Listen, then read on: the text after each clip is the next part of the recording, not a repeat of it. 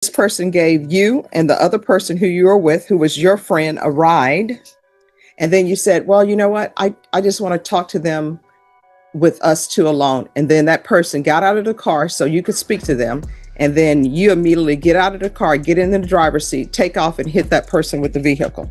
Court is calling 2025 CR 008222.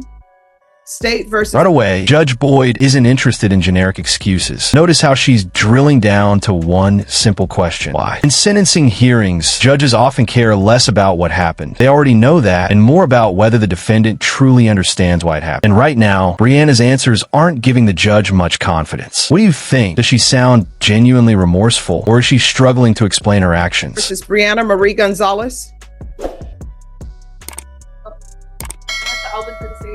Todd Lessard for Ms. Gonzalez. And are you Ms. Gonzalez? We're here today for sentencing. You entered a plea of no contest to the offense of robbery. According to your plea bargain agreement, punishment is to be assessed at a cap of 6 years in the prison. There's a $2,000 fine. State is silent on your application. There's a restitution amount that is listed as $2,000. However, in the PSI report, it states that they have not been given proof of any restitution, but that's what you all have agreed to. Taking consideration 2025 CC 003927. Have both parties had a chance to review? This is where the case gets much more serious than a simple car theft. According to the court records, the alleged victim was hit by the vehicle during the getaway. That's a detail judges pay very close attention to because it raises the level of danger involved. And here's what's interesting.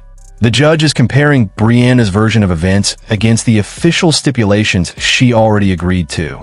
That's never a comfortable place for a defendant to be. The PSI report and TAP evaluation? I have not, Your Honor. But I believe we're silent, so I don't anticipate having much comment on it. Any objections? No objection to the PSI, Your Honor. All right. Do you have any witnesses? No witnesses, Your Honor. Anything you wish to say on behalf of your client? Yes, Your Honor. We have applied for deferred adjudication. This is Ms. Gonzalez's first offense as an adult. She's young. She's just applied for the ability to go back and obtain her high school diploma that's starting on the 18th. She's currently employed. She has a place to stay.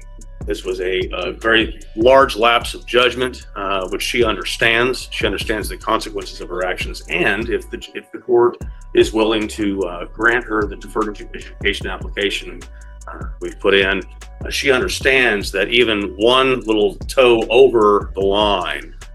Oof. That admission may have just changed the entire mood of the courtroom. Think about it. You're asking for probation instead of prison, and then you admit you used drugs the night before sentencing. That's the kind of moment that makes defense attorneys quietly stare at the floor. Judge Boyd immediately sees it as evidence that the poor decision-making hasn't stopped. Carries with it some very significant consequences. Judge, we'd ask that you please grant our application for deferred adjudication and allow Ms. Gonzalez to prove to this court that she can be a productive, non-offending member of society. All right, Jonah, raise your right hand for me, please. Do you solemnly swear or affirm the testimony you give will be the truth and nothing but the truth, so help you God? Yes, Your Honor. All right, you can lower your hand. State your name for the record. Brianna Gonzalez. All right, you need to speak up, so... Brianna Gonzalez. All right, so why did you do this? Your Honor, I made a mistake. I was hanging around with the wrong crowd and... No. Let me just tell you, don't do I was hanging around with the wrong crowd, because if that other person were before me, they would say they were hanging around with the wrong crowd. And I would say, who is that? And you know who that would be? You. Now the hearing takes a completely different turn. Instead of focusing on the crime, Judge Boyd starts exploring the person behind it. This is one of the most fascinating parts of sentencing. Courts aren't just evaluating what someone did. They're evaluating who they are and whether they're capable of change. The CPS history, foster placements, and family separation don't excuse the crime, but they do help explain the road that led here. So, why did you do this? I wasn't thinking right. I was being dumb and ignorant. Well, this person is supposed to be your friend. Is that not true? No, Your Honor. That's what it says in the stipulation, that they knew you. and this person gave you and the other person who you were with, who was your friend, a ride. And then you said, well, you know what? I just want to talk to them with us two alone. And then that person got out of the car so you could speak to them. And then you immediately get out of the car, get in the driver's seat, take off and hit that person with the vehicle. That's what the steps are. And there it is, the decision. Brianna walks into court facing the possibility of prison and walks out with deferred adjudication probation instead. But don't mistake this for an easy break. Deferred adjudication is basically a giant don't mess this up contract. One serious violation, and she could find herself right back in front of Judge Boyd, facing the full consequences of the original case. So why would you do this to a person who's supposedly your friend? Arguing at the time, Your Honor. No, it doesn't say anything about you arguing with him in the steps. What it says was, victim works as a taxi driver, gave his friend, that's you. So since they say friend, I'm assuming that you all have a prior relationship and he considers you a friend. So he gave you a ride and your other friend a ride.